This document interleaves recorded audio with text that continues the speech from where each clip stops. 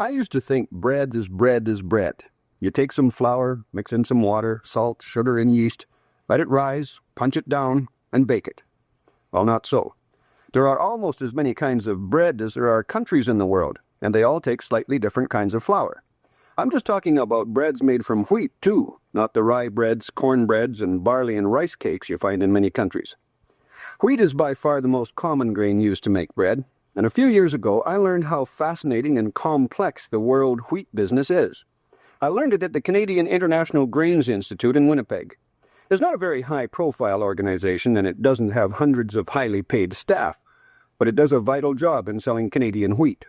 The Institute's main job is to learn how to use Canadian wheats to make the different kinds of breads in the world, then bring bakers here from potential buying countries and teach them how to use those Canadian wheats. It's not as simple as it sounds. For one thing, wheat isn't just wheat. There are strong wheats, medium wheats, and weak wheats.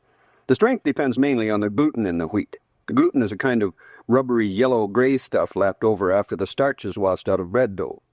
It gives an elasticity to the dough that keeps it from collapsing when it's rising into the form of a loaf.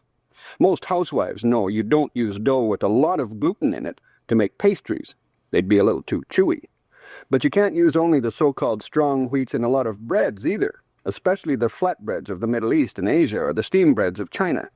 Each kind of bread needs just the right strength of flour, and if we can't provide it, we simply don't make a sale.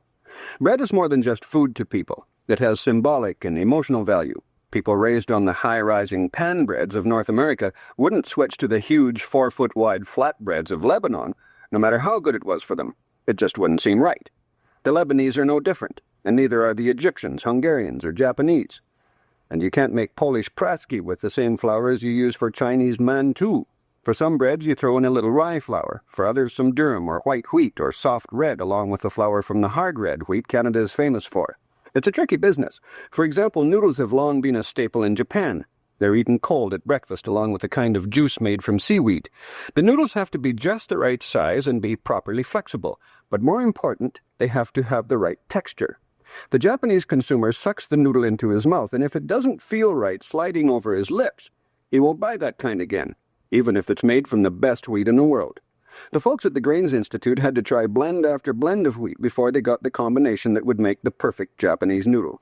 And that's just one example. There are dozens of others, and the Institute is always working on more. When the Canadian Wheat Board is trying to sell wheat to a country, the Grains Institute develops a blend especially suited to that country's bread, and it brings bakers from that country over and shows them how to use the new blend. That makes it easier to sell wheat, especially when the world market is as tough as it is right now. So I say hats off to the Canadian International Grains Institute. I'm Noel McNaughton.